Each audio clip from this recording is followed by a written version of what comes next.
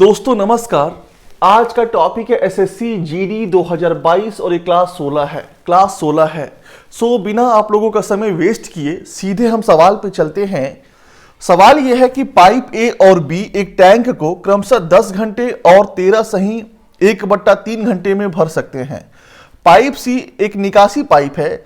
जब तीनों पाइप एक साथ खोले जाते हैं तो टैंक 8 घंटे में भर जाता है। पाइप सी अकेले टैंक के 25% भाग को कितने घंटे में खाली करेगा। इस सवाल को एक बहुत ही आसान तरीके से हम आपको बताने वाले हैं, बेहद आसान तरीके से, और उम्मीद करता हूं कि आपको अच्छा लगेगा। ध्यान दीजिएगा, ए जो है 10 घंटा, बी जो है 13 सही 1/3 घंटा, मतलब 40/3 घंटा बी लेता है। ठीक है, सी का हमें नहीं पता है, सी एक निकासी पाइप है, यह हमें नहीं पता है उसका। तो 10 और 40/3 का एलसीएम निकालिए। 40/3 का एलसीएम क्या होगा? देखिए, जब भी बटा में एलसीएम पूछा जाता है तो जब पूछता है तो ऊपर वाले का एलसीएम पूछा है तो ऊपर वाले का एलसीएम निकालेंगे।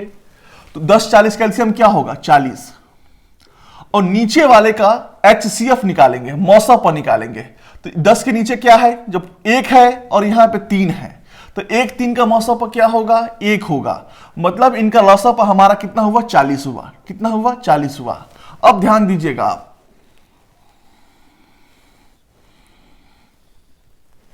ये ए है, ये बी है, ये सी है।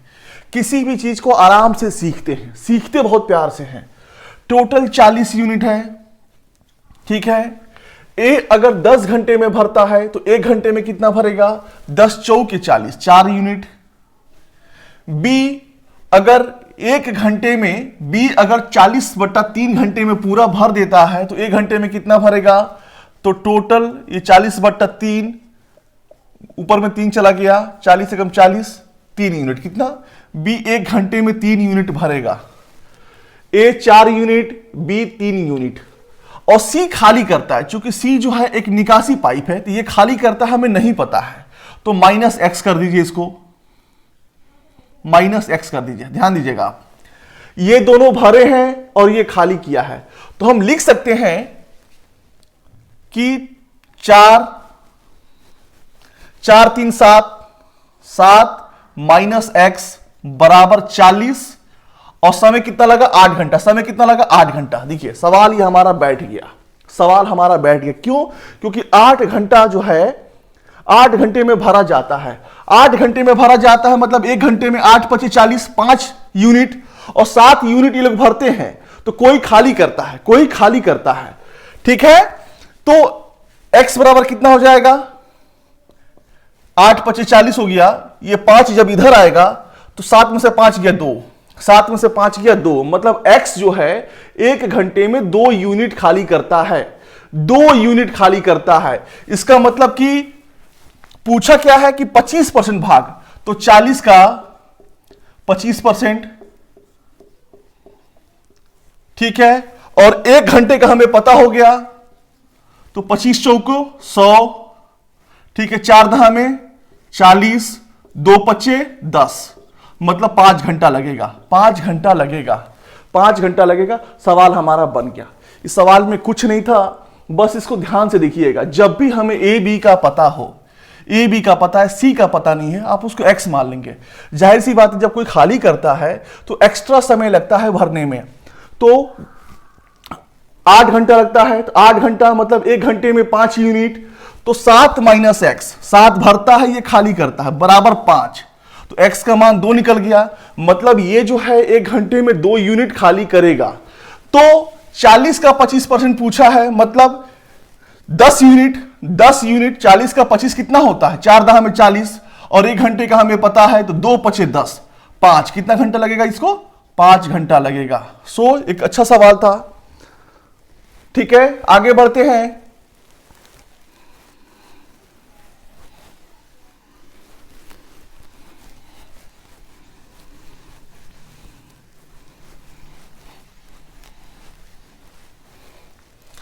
सवाल यह है कि 9,600 रुपये की धनराशि के एक भाग को वार्षिक 8% की दर से और शेष को वार्षिक 10% की दर से साधारण ब्याज पर निवेशित किया गया है। दोनों निवेशों से 4 वर्ष पश्चात कुल 3500 ब्याज प्राप्त हुआ। वार्षिक 10% की दर से निवेशित धनराशि रुपयों में कितनी थी? मतलब 9600 रुपये का कुछ हिस्सा 8% के हिसाब से इन्वेस्ट किया है, कुछ 10% के हिसाब से इन्वेस्ट किया है। तो टोटल जो ब्याज पाया है 3500 रुपया पाया है। तो हम रेट निकाल लेंगे। रेट बराबर क्या होता है? एसआई गुणे 100। रेट बराबर क्या होता है? एसआई गुणे 100 और पी गुणे टाइम, ये मूलधन गुणे समय। ब्याज कितना दिया हुआ है? 3500 गुणे 100। मूलधन कितना दिया हुआ है? 9600। और टाइम कितना दिया हुआ है? टाइम दिया हुआ है इसका 4 साल। 4 साल दिया हुआ है। तो इस 2 जीरो से ये 2 जीरो कट गया, 4 से काटिए 25। ठीक है, तो 25 5 125, 25 5 125 के 5 हाथ में लग गया 12। अब 25 3 75, 12 87, 875 हो गया बटा 96। ठीक है, ये कुछ कट नहीं रहा था। तो ब्याज दर जो है, जो दर है इतना परसेंट है, ये 875 बटा 96% है। तो इसको हम एलिगेशन के मेथड से करेंगे, मिश्रण विधि से करेंगे। जब भी इस तरह का सवाल आए कि कुछ हिस्सा उसको कुछ हिस्सा उसको, तो आंख बंद करके आप मिश्रण विधि को अपनाइएगा। ये 8 है, ये 10 है। ठीक है, 8 है 10 है और ये 875 बटा 96 है। ध्यान दीजिएगा, इन दोनों में बड़ा कौन है? 8 में और 10 में बड़ा कौन है? 10 बड़ा है। तो 10 माइनस 875 बटा 96,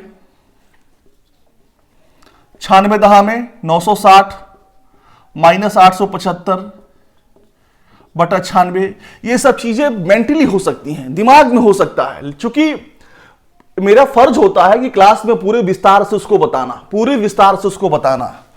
ठीक है, तो 75 25 900 60 25 85, 85 बटा 96 हमारा हो गया।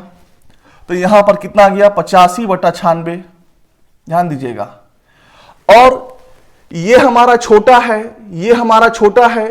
तो इसका 875 बटा 96 माइनस 8 होगा। देखिए यहां पर आगे में 10 था और यहां बाद में 8 होगा। हल करिए इसको। 96 875 ऊपर गया, माइनस 8 6 48 के 8 हाथ में लग गया 4, 8 9 72 4 76, 768। 15 में से 8 गया 7, 6 में से 6 गया 0, 8 में से 7 गया 1, 107 बटा 96। तो यहां पर कितना हो गया? 107 बटा 96। इस 96 से 96 कट गया, मतलब 85 अनुपाते 107 में टोटल जो धनराशि है वो इस अनुपात में निवेश किया गया है। तो पूछा क्या है कि 10% वाला पूछा है, पूछा 10% का है। तो इसको हम कर सकते हैं। देखिए यहां पर क्या होता है कि मैं सवाल पेस्ट करता हूं, यहां पे सवाल पेस्ट करता हूं, तो सवाल बनाते समय याद रखना पड़ता है कि यहां पर मैं कुछ ना लिखूं, यहां पर मैं कुछ ना लिखूं, ताकि यहां पे क्वेश्चन पेस्ट हो जाए, आपको देखने में आसानी हो। तो यहां पे पूछा क्या है?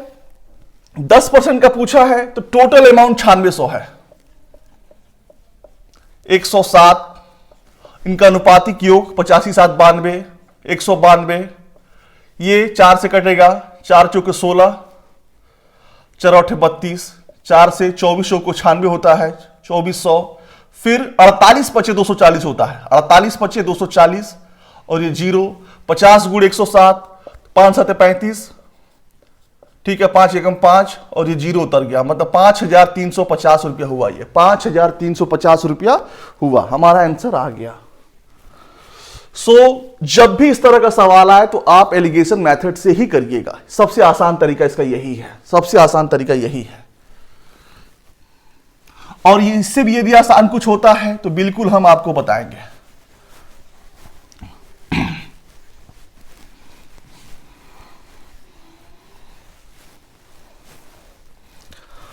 अगला सवाल यह है कि एक तैराक स्थिर जल में 12 किलोमीटर प्रति घंटे की चाल से तैर सकता है। यदि एक नदी 2 किलोमीटर प्रति घंटा की चाल से बह रही है तो तैराक को धारा की विपरीत दिशा में 6 किलोमीटर तैरने में कितना समय लगेगा? तो स्थिर जल में चाल कितना उसका 12 किलोमीटर प्रति घंटा। ठीक। और नदी की चाल, नदी की चाल मतलब क्या होता है, धारा की चाल। नदी की चाल मतलब धारा की चाल कितना है, 2 किलोमीटर प्रति घंटा। तो धारा के विपरीत, जब धारा के विपरीत चाल निकालेंगे तो 12 माइनस 2 बराबर 10 किलोमीटर प्रति घंटा होगा। तो यहां पर 6 किलोमीटर के लिए कितना समय लगेगा, समय बराबर दूरी बटा चाल। दूरी 6 किलोमीटर है, चाल हमारा ये है 2 तिहाई 6, 2 पचे 10, ये कितना है 3/5 घंटा है। आंसर इसका मिनट में दिया हुआ है तो 60 मिनट से मल्टीप्लाई कर लेंगे।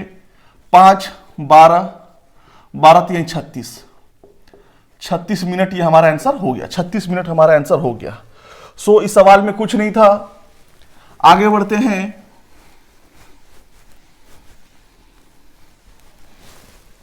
सवाल यह है कि 5800 रुपये की धनराशि को इस प्रकार 3 भागों में विभाजित किया जाता है कि पहले भाग का आधा, दूसरे भाग का 1/5 और तीसरे भाग का 3/8 बराबर है। तो तीसरे भाग का मान ज्ञात करिए। कुछ नहीं, सवाल में टोटल 3 भाग हैं, 3 भागों में बांटा जाता है। माना पहला भाग ए है तो ए का आधा 1/2, बी का 1/5, ठीक है, और सी का 3/8। ये बराबर है, ये बराबर है। तो कुछ नहीं इसमें, जब भी आपको ए बी सी का अनुपात निकालना हो तो आप इसी का उल्टा कर दीजिए। इसका उल्टा 2, इसका उल्टा हो गया 5 और इसका उल्टा हो गया 8/3। ठीक है, 8/3 हो गया। चूंकि ये बट्टा में है तो इसको राउंड फिगर में लाने के लिए 3 दूनी 3 से इसका मल्टीप्लाई करिए, 3 दूनी 6, फिर 3 का 5 से 3 पचे 15 और ये हमारा 8 उतर गया, ये हमारा 8 उतर गया। तो संख्याएं जो है इस अनुपात में हैं, इस अनुपात में हैं। तो तीसरे भाग का मान ज्ञात करिए। तो तीसरे भाग का 5800 पहले लिखेंगे हम। तीसरा भाग 8 है तो 6 15 21, 21 8 29, 29 दूनी कितना होता है 58, 200, 200 8 1600। वह तीसरा भाग कितना है 1600 है, कितना है 1600 है, 1600 रुपया है। ठीक, बाकी सवाल में कुछ नहीं है। आगे बढ़ते हैं।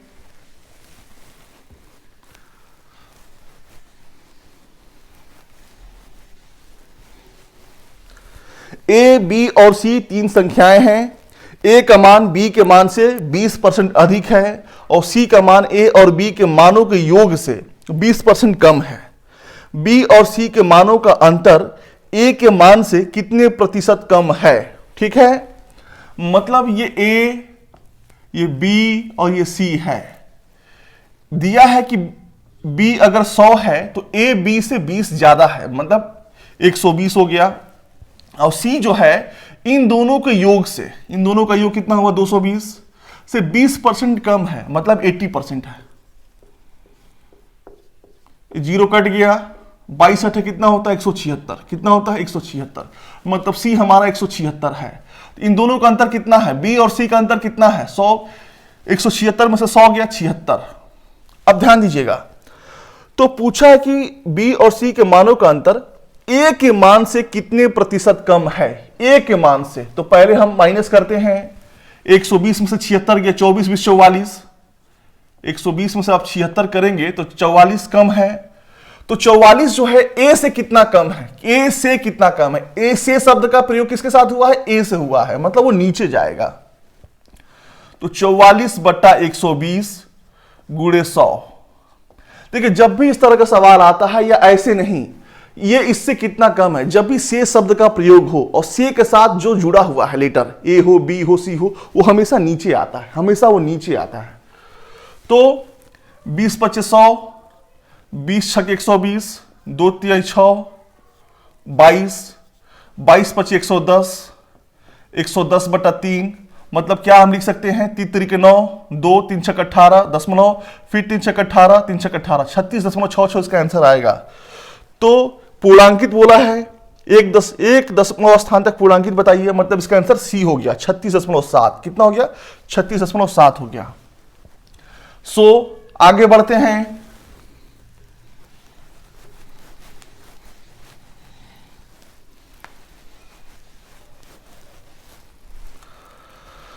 सवाल यह है कि एक वस्तु का अंकित मूल्य 250 रुपये है, इसे अंकित मूल्य पर 20%, 10% और X% की 3 क्रमिक छूट देने के बाद 164 रुपया 70 पैसे में बेचा गया। X का मान ज्ञात करिए। कुछ नहीं है सवाल में, टोटल 250 रुपये है, पहले हमें 20% छूट मिला, मतलब 100 में से 20 गया 80, 80 बटा 100।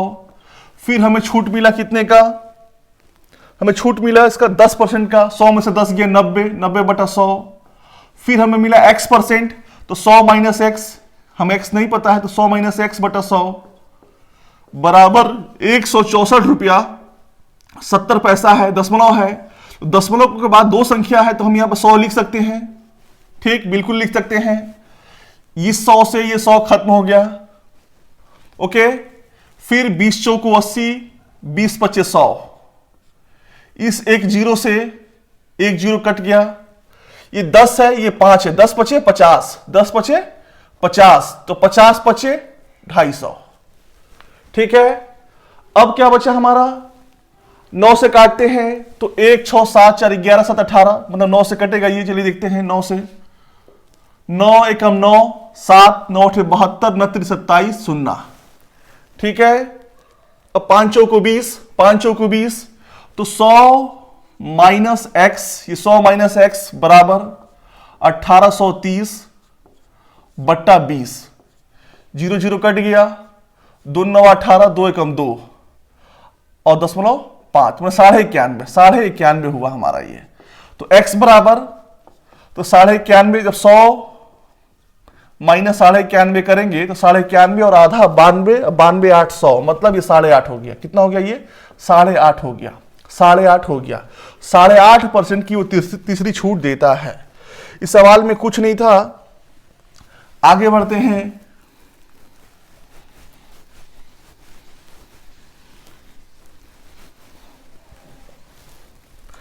देखिए सवाल यह है कि सुमित को 29,700 रुपये की धनराशि पर एक निश्चित ब्याज दर पर 3 वर्ष के साधारण ब्याज के रूप में 10,692 रुपये प्राप्त हुए। उसके मित्र अनिल ने 12,500 रुपये की राशि समान दर पर, ध्यान दीजिएगा समान दर लिखा हुआ है यहां पे, समान दर पर किंतु चक्रवृद्धि ब्याज पर 2 वर्ष के लिए निवेशित की, जहां ब्याज की गणना वार्षिक चक्रवृद्धि आधार पर की जाती है। तो अनिल को ब्याज के रूप में कितनी धनराशि प्राप्त हुई।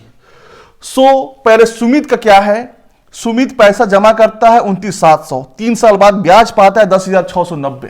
तो रेट निकालेंगे हम, रेट क्या है, SI गुणे 100, 10,692 इसका साधारण ब्याज है, गुणे 100, P बटा T होगा, P 29,700 गुणे 3 साल है ना, हाँ 3 साल है। तो इस 2 जीरो से ये 2 जीरो खत्म हो गया, 3 से काटिए इसको, 3 3 9, 1 3 5 15, 3 6 18, 3 चौको 12। अब हम 297 से काटेंगे, तो आप इसको 3 से भी काट सकते हैं, 9 से भी काट सकते हैं, लेकिन एक मैं आपको एक अलग तरीका बता रहा हूं, ध्यान दीजिएगा। 297 7 है लास्ट में, तो 7 में हम कितने का गुणा करें कि लास्ट में डिजिट 4 आए हमारा। 7 में जब हम 2 का गुणा करेंगे तो 4 आता है, 2 7 14, 4 आता है लास्ट में। चूंकि 297 दहा में होता है 2970, 2970, तो 2970 से थोड़ा सा ही बड़ा है, ये थोड़ा सा ही ये बड़ा है। तो एक बार हम 12 से करके देखते हैं। 12 7 84 के 4, हाथ में लग गया 8, 12 9 108, 8 116 के 6, हाथ में लग गया 11, अब 12 दूनी 24, 11 35, देखिए 12 बार में कट गया, 12 बार में कट गया। कुछ अलग तरीके से करने की कोशिश करते हैं, सोचने की कोशिश करते हैं।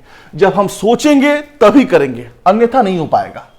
ठीक है, और नहीं आता है तब तो 9 3 4 5 तो है ही।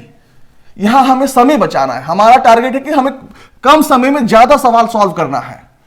तो यहां पर 12 हो गया, तो रेट हमारा कितना आ गया, 12% आ गया, रेट हमारा 12% आ गया।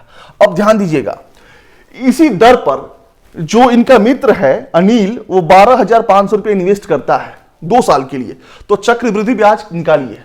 तो आपने बहुत सारे तरीके देखे होंगे, ये कोई ट्रिक नहीं है, सिंपल एक तरीका है, आप ध्यान दीजिएगा। चक्रवृद्धि ब्याज का मतलब क्या होता है, कि ये साधारण ब्याज और दूसरे साल का साधारण ब्याज, मूलधन पे तो ब्याज लगेगा ही, प्लस ब्याज पे ब्याज लगेगा, ब्याज के ऊपर ब्याज उसका लगेगा, ठीक है। तो वो चक्रवृद्धि ब्याज बनता है। साधारण ब्याज, फिर इस पे भी ब्याज।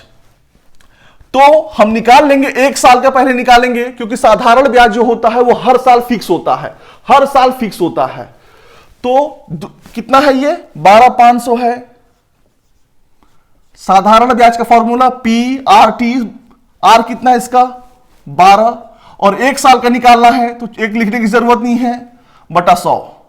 देखिए पी आर टी, टी चूंकि एक साल है तो हमें एक लिखने की जरूरत नहीं है। इस 2 जीरो से ये 2 जीरो कट गया, तो 12 25 60 के सुनना, हाथ में लग गया 6। अब 12 गुणे 12 144, 144 6 150। देखिए ये एक साल का साधारण ब्याज है, तो दूसरे साल का भी होगा 1500, दूसरे साल का भी 1500 होगा, क्योंकि ये बराबर रहता है। और ये ब्याज पे ब्याज, ये ब्याज पे ब्याज, ये मूलधन पे ब्याज लग गया, अब ब्याज पे ब्याज, तो 1500 जो है का 12/100 करेंगे तो 12 गुणे 15 कितना होगा 180।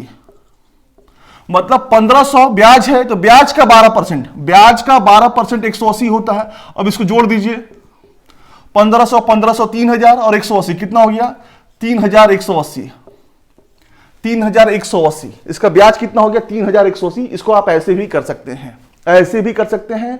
इसमें अनेकों फायदे हैं आपके। जब आप करेंगे तो इसमें मान लीजिए कि आप जब ऐसे करते हैं, ऐसे जब आप करते हैं, ठीक है, तो इसमें मान लीजिए रेट उसमें पता नहीं है, इसमें हमें रेट नहीं पता है, तब हम कैसे करेंगे इसको।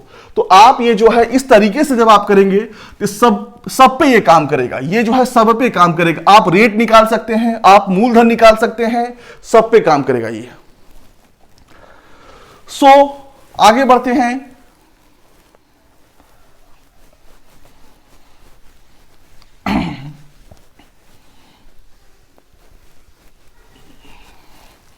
सवाल यह है कि एक ठोस घन का संपूर्ण पृष्ठीय क्षेत्रफल 294 सेंटीमीटर स्क्वायर है।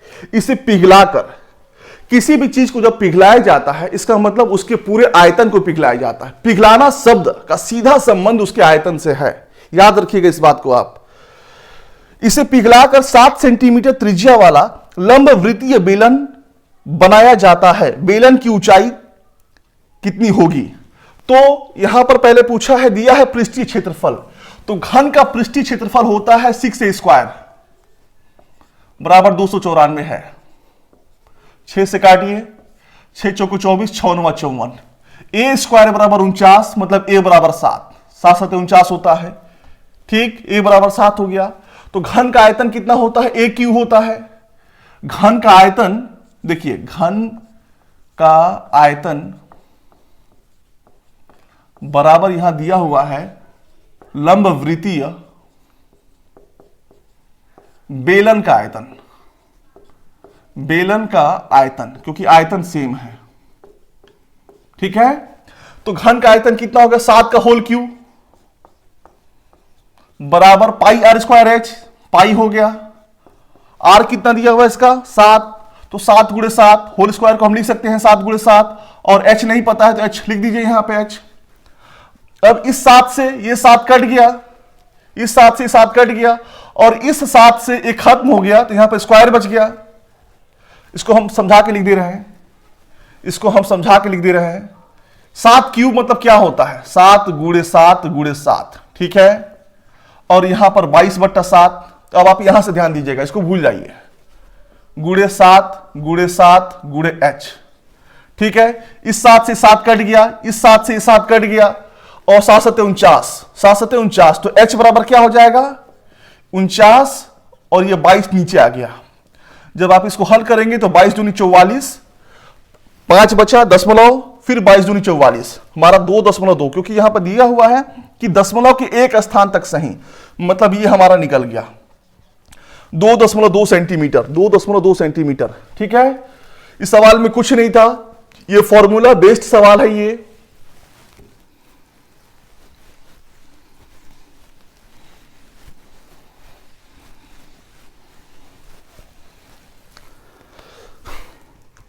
एक सवाल है कि वह बड़ी से बड़ी संख्या ज्ञात कीजिए जो 2880, 6525 और 8307 को पूर्णतः विभाजित करती है। क्या संख्या है ये? 2880, 6525, ठीक है, और 8307। तो बड़ी से बड़ी संख्या, देखिए जब एक काटने का नियम होता है कि किस संख्या से कौन सा कटेगा वो। देखिए अगर इसको जोड़ते हैं 2, 8, 10, 8, 18, 18 9 से कट रहा है, मतलब ये पूरी संख्या 9 से कट जाएगी। 6, 5, 11, 2, 13, 5, 18, ये भी 9 से कट जाएगा। 9 दूनी 18 होता है। 8, 3, 11, 7, 18, ये भी कट जाएगा। और हम कैसे जानेंगे कि 11 से कटेगा ये? 8 0 को ऐड करिए, कितना हुआ? 8, और इस 3 और 7 को ऐड करिए 10। इनका अंतर कितना आया? 2 आया। 2 11 से कटेगा? नहीं कटेगा। मतलब ये संख्या 11 से नहीं कटेगी। ये संख्या जो है 11 से नहीं कटेगी। ये 6 2 8 होता है, 5 5 10, 10 में से 8 गया 2, तो क्या कटेगा? ये नहीं कटेगा। मतलब ये बड़ी संख्या जो है इसको 9 ही काटेगी, 9 से कटेगा। ये किससे कटेगा? ये 9 से कटेगा। ठीक है, आगे बढ़ते हैं।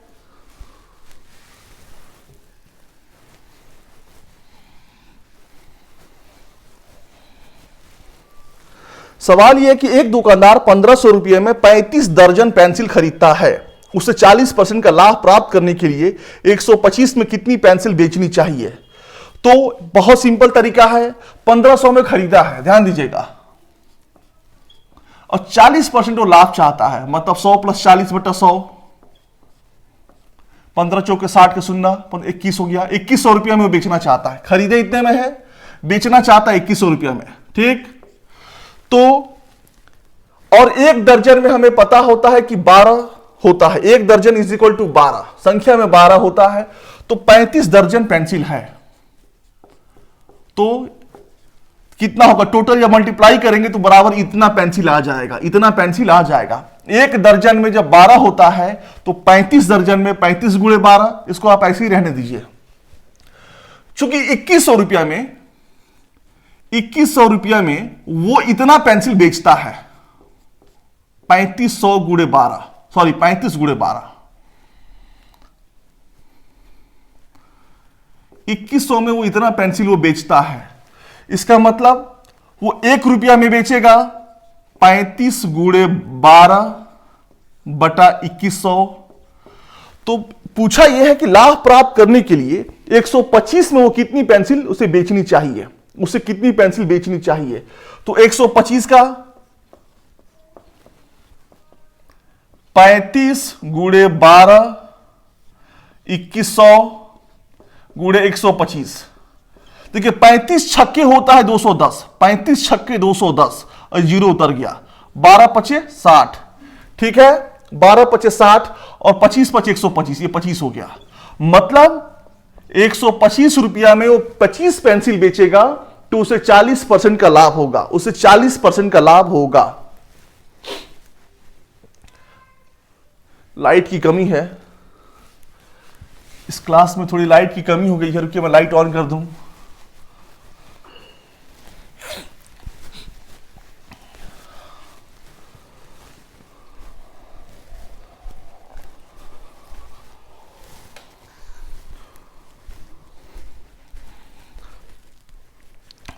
सवाल यह है कि ए और बी एक साथ चलना शुरू करते हैं और क्रमशः एक्स और वाई स्थानों से एक दूसरे की ओर बढ़ते हैं। मार्ग में एक निश्चित बिंदु पर एक दूसरे से मिलने के बाद ए और बी को क्रमशः वाई और एक्स घंटे तक पहुंचने में 3.2 घंटा और 1.8 घंटा लगता है। यदि बी की चाल 12 है तो ए की चाल कितनी है, यह पूछा है। मतलब ए और बी दो व्यक्ति हैं, मान लीजिए ए चला एक्स से, बी चला वाई से। ये बीच में कहीं आकर ये लोग मिलते हैं, कहीं भी आकर, चाहे कहीं भी मिलते हैं लोग। मान लीजिए यहां मिले, तो मिलने के बाद से एक्स को वाई तक पहुंचने में लगा 3.2 घंटा और वाई को लगा 1.8 घंटा। मिलने के बाद से एक्स को लगा इतना घंटा, वाई को लगा इतना घंटा, और बी की चाल दिया हुआ है। बी की चाल दिया हुआ है तो इसका फॉर्मूला है ए बटा बी का अनुपात जो है अंडर रूट जो है वाई द्वारा लिया गया समय, y द्वारा लिया गया समय कितना है 1.8 बट्टा x द्वारा लिया गया समय 3.2, दशमलव हट जाएगा, दशमलव हट जाएगा तो 2 9 18, 16 दूनी 32, 9/16। और यहां पर b कितना, b का चाल कितना है 12। जब ये बाहर आएगा तो 3/4 हो जाएगा, 9/16 जब बाहर आएगा तो 3/4 होगा, ये 4 3 12। तो इसलिए a बराबर 9 किलोमीटर प्रति घंटा इसकी चाल होगी। इस सवाल को एक दिन और हम बेहतरीन तरीके से बताएंगे, बेसिक से बताएंगे, और मैं 50 बार कहता हूं कि जिस बच्चे का बेसिक जितना स्ट्रांग होगा वो ट्रिक का आविष्कारक होगा, ट्रिक उसके बाएं हाथ का खेल होगा। ठीक है, सवाल यह है कि 14 व्यक्तियों का औसत वजन 76.5 केजी है। ठीक है, यदि 82 किलोग्राम, 75 किलोग्राम और x केजी वजन वाले 3 अन्य व्यक्तियों को उनके साथ शामिल किया जाता है तो सभी का औसत वजन 0.5 केजी बढ़ जाता है। तो x का मान ज्ञात करिए, कुछ नहीं है, ये 76.5 है, ये गुणे 14, 14 5 70 के 0 हाथ में लग गया 7, और 14 6 84 और 7 91 का एक हाथ में लग गया 9, और 14 7 98 9 107, दशमलव बैठ गया, ये खत्म हो गया यहां से। फिर 3 लोग इसमें और आ जाते हैं तो औसत जो है आधा बढ़ जाता है, मतलब 77 हो जाता है, और 3 लोग बढ़ गए मतलब 14 3 17 हो गए, 17 7 119 के 9 हाथ में लग गया 11, और 17 7 119 11 130। ठीक है, तो टोटल कितना बढ़ा, ध्यान दीजिएगा, टोटल कितना बढ़ा। अब जब माइनस करेंगे तो 9 में से 1 गया 8, उल्टा ही माइनस करिए, 10 में से 7 गया 3, ठीक है, और यहां 2 बचा, 238 किलो बढ़ गया, 238 किलो बढ़ गया वजन। तो एक व्यक्ति इसमें से 82 का है और एक 75 का है, 5 2 7 8 7 15 157। तो तीसरा व्यक्ति कितनी किलो का है, तो 238 माइनस 157, 13 से 5 गया 8, माने 81 किलो का है। कितने किलो का है, 81 किलो का है। सो ये हमारा सवाल हो गया। तो आशा करते हैं कि आपको समझ में आया होगा। यदि नहीं समझ में आया तो प्लीज आप कमेंट करिएगा, हम फिर से बताएंगे, फिर से समझाएंगे। और यदि आपको समझ में आ गया है तो प्लीज आप इसको लाइक करिएगा, सब्सक्राइब करिएगा। पूरा वीडियो देखने के लिए बहुत बहुत धन्यवाद। और एक बात और कह दूं कि जो क्लास, चूंकि मैं कल क्लास अपलोड नहीं कर पाया था, तो उसकी जो क्लासेस हैं ठीक आज रात को 12 बजे, 1 बजे, 2 बजे, जब भी हो मैं रात को अपलोड कर दूंगा, बिल्कुल मैं कर दूंगा। और कल से तो क्लासेस चलेंगी ही। आशा करते हैं कि आपको समझ में आया। पूरा वीडियो देखने के लिए बहुत बहुत धन्यवाद।